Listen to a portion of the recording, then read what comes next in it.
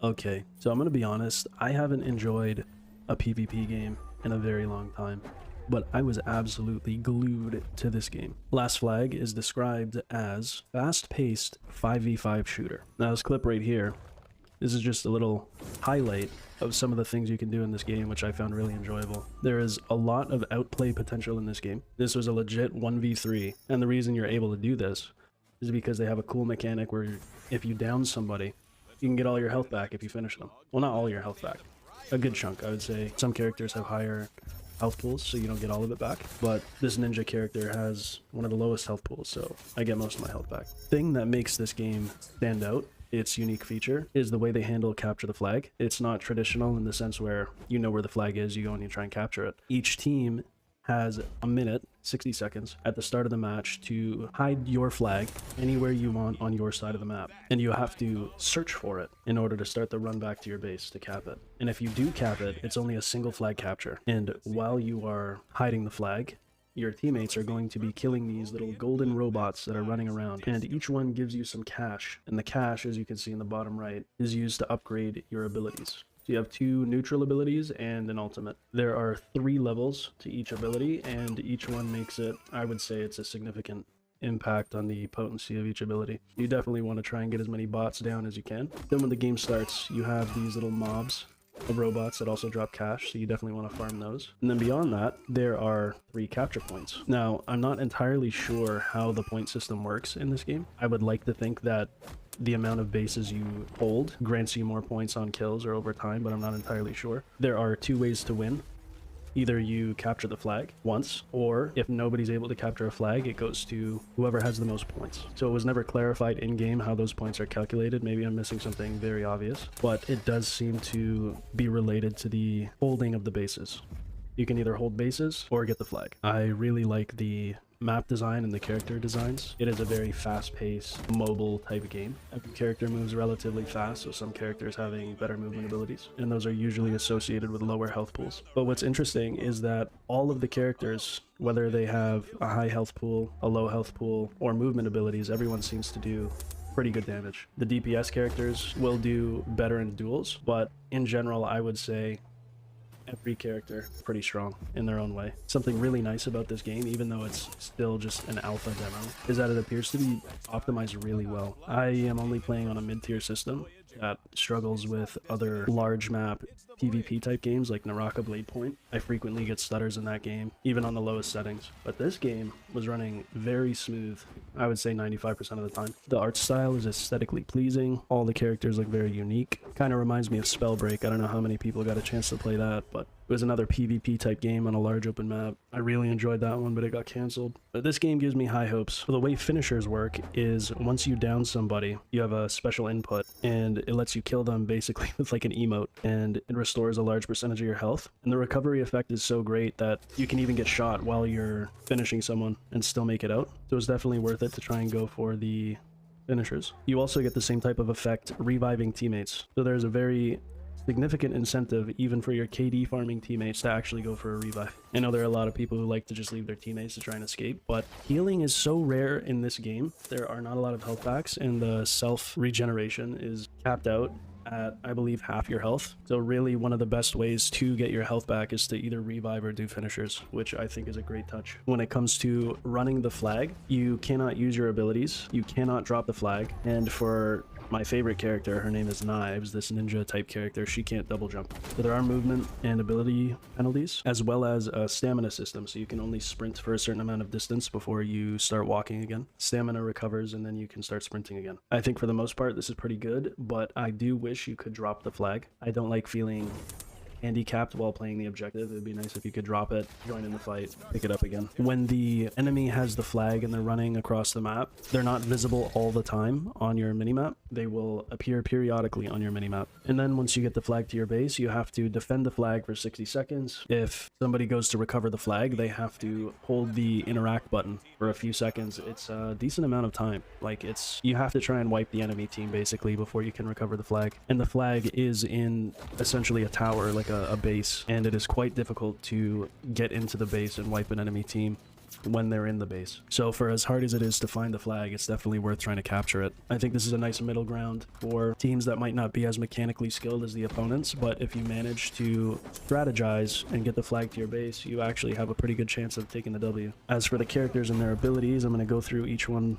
I'm going to also max out all of their abilities because I think it would just take way too much time to go through each ability, each level. So we're just going to show their strongest version in the training section, which I was very pleased to see for a demo. Normally they don't have these training grounds. And one more thing, the game has a built-in fill system with bots. So if somebody quits out, you actually get a bot fill. And some of the bots are insane. Usually not the bots on my team, but the bots on the enemy team are just cracked out of their minds, like better than some players.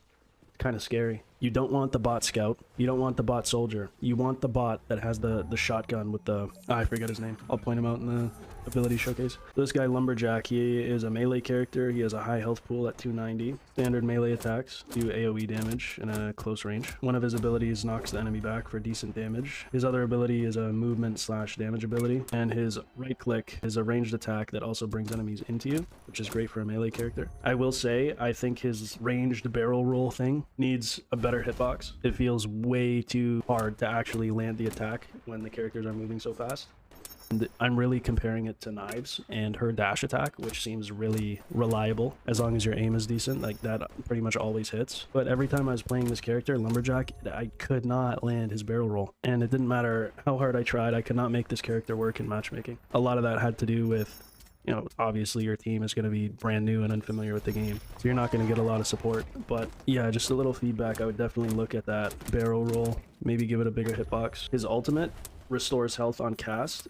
You get a damage bump, and I think his attacks are faster. I'm not completely sure, but his ult is pretty strong. This is the guy you want as a bot fill, the bot bounty hunter. This bot is insane.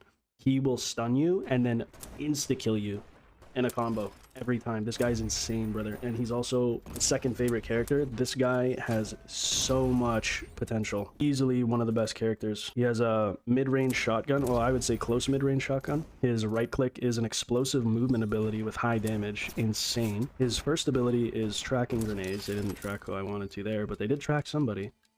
They do pretty good damage. His stun is this little trap house thing, and it guarantees you a left or a right click on somebody, and it appears that landing this stun plus a right kick is a one-hit kill on low health characters. So like doing it to the bounty hunter, stun plus right click is a kill.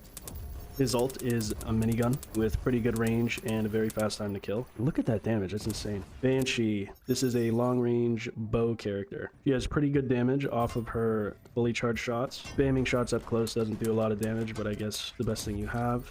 Ability 1 is this scream type thing. It goes through walls. Good range, low damage. She also has 2 dashes that you can aim in any direction, and she has perfect accuracy in the air. Her ultimate is an AoE heal that can revive teammates from a down state. So as long as they are revivable, you hit them with your ult and it will revive them without you having to manually input revive on their body. And then it also has a heal over time, and I've seen people use this ult on themselves to win 1v1s and 1v2s. So I am questioning the design choice here, although it does seem to be kind of a balancing thing where the characters with movement abilities, basically this one and Knives, they have very mobile kits with good damage. I guess to balance that, they give them support ultimates. Knives, this is my favorite character. She's got fast movement, fancy jumps, fancy slide animations, everything's fancy. Double jump makes running around the map feel amazing. Her right click, she throws knives. They have a good hitbox, but they have heavy projectile drop off. So if you're throwing it from further away, you're gonna have to aim the reticle up higher and calculate the trajectory, which I think is fine considering how generous the tracking and hitboxes of the knives are. Her left click is just melee, does pretty good damage. She has a very good dash attack with high damage, and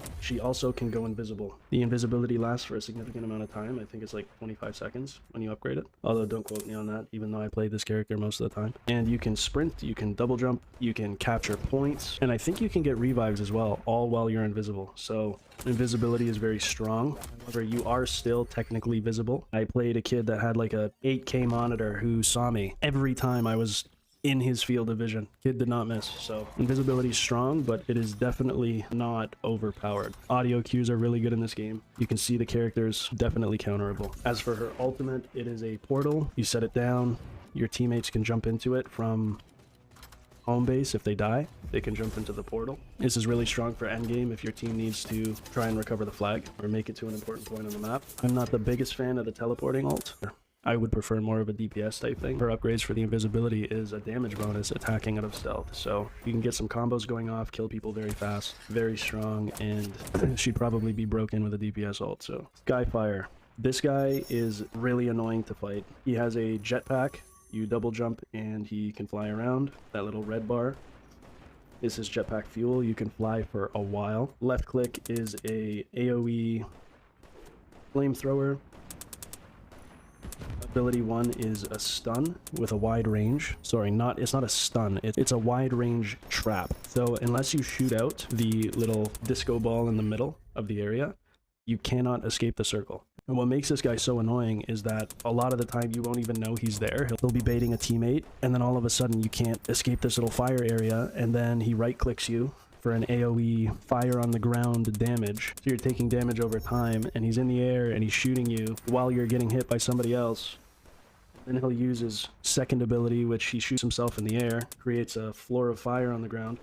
So you're taking a ton of dot damage while fighting someone, and you end up dying very quickly. His left click damage is not very good just by itself, but combined with his damage over time, it does good damage. If you combo it with his right click, it does extra damage, but it also makes your left click fire run out faster. And his ult is kind of like a rocket launcher, but you ride on it into whoever you're shooting it at. Now Rhodey, I slept on this character. I thought he was very bad. I didn't like his left click.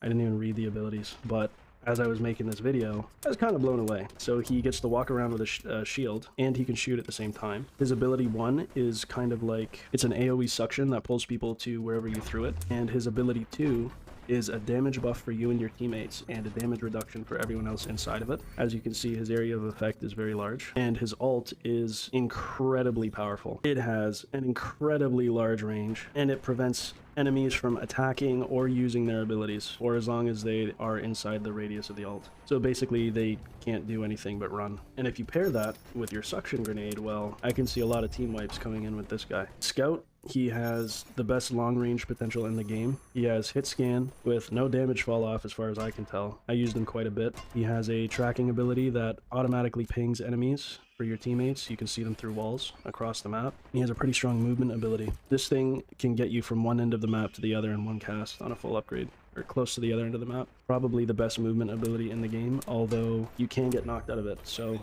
his ult is an AoE damage over time slow effect. Pretty good for holding down points. Tango is my third favorite character. His left click has good damage, good hipfire accuracy. He has a stun as his first ability, and his second ability are mines. These mines do not blow up over time and stay there until they get activated, and he has 4 of them when fully upgraded. They do big damage, great for holding down points, great for holding down flags, great for dueling melee characters. Obviously have to melee you, and you throw a mine at the ground and then half their health is gone. And he has a stun. He is very dangerous close to mid-range. His ult is a rocket launcher with pretty good damage, and it has a very large explosion radius. And the last character is Arsenal. Now, I think this is one of the coolest characters to ever be put in a video game. Like, her kit is just so satisfying with a very high skill ceiling to use her effectively. Her left click has direct damage and also damage over time once it hits the ground. It is a trajectory-based projectile, so there is some learning curve to using her left click. Her right click is very interesting and is the coolest part of her kit, and one of the coolest things I've ever seen in a character in a PvP game. You can shoot your teammate. Maybe they're in a down state, maybe you see that they're in trouble, maybe you want to put them in an offensively advantageous point on the map to make a push or something. You right click them and then right click them somewhere you want them to be, and they'll teleport. Doing this in game is so satisfying, like seeing a teammate on the brink of death and then teleporting them somewhere safe and watching the enemy get all confused, right? Or bringing someone to your side to get a revive and then going in and finishing whatever you were doing together. I'm so annoyed I didn't get to record this one game that I played on this character, but I right-clicked the scout character, the very long-range guy. He was spamming from quite a distance away. I right-clicked him and teleported him into our base where my whole team was standing, and we just destroyed that dude. It was so incredibly satisfying to do that. Very fun and unique mechanic. I love this character just for that alone. Her first ability is a turret, damaging turret, shoots enemies, and it is not to be underestimated. It has a good health pool, it does a good amount of damage. When you upgrade it, it chains lightning to another person if they're within 5 meters. She is very good at holding down tight areas. Her second ability is a healing pack. You have to walk up to it. I don't know why it bounced that far away, but drops little healing packs for you, can bring you to full health. And her ultimate is very strong. AoE. That's a bunch of little, I don't know what they are, but they produce tornadoes, they fling enemies away, they do damage. This is probably the best character to have on your team endgame, defending a flag capture point, or even trying to push a flag capture point. So my final thoughts on this game, I think that it is incredibly fun. I have not had this much fun playing a PvP game in a very long time. The characters are all pretty balanced, but they're also all very strong. I'll definitely be playing this a lot when it comes out officially. The only real negatives I would say right now would be how difficult it is to actually find the flag, and I know that is kind of the point, but at the same time feel it was worth it to actually go and look for the flag, because while one person is off looking for the flag, you're losing bases and your teammates are probably getting farmed. This happened to me a lot of games where 1 or 2 people would strictly go looking for the flag, or trying to farm money bots or something.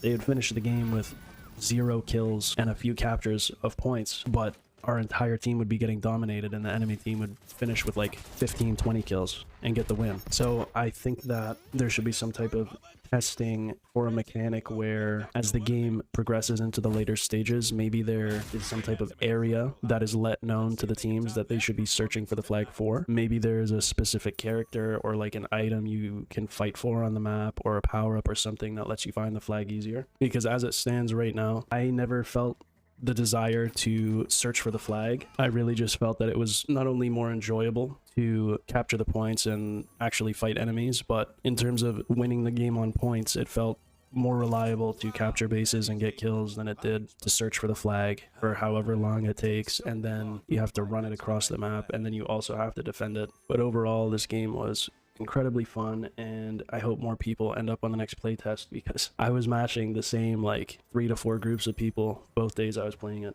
and I was on it a whole bunch of different times. This game deserves a very large player base because it is incredibly fun. Alright bros, that's it for the video. Don't forget to like and subscribe, really helps me out. Thanks.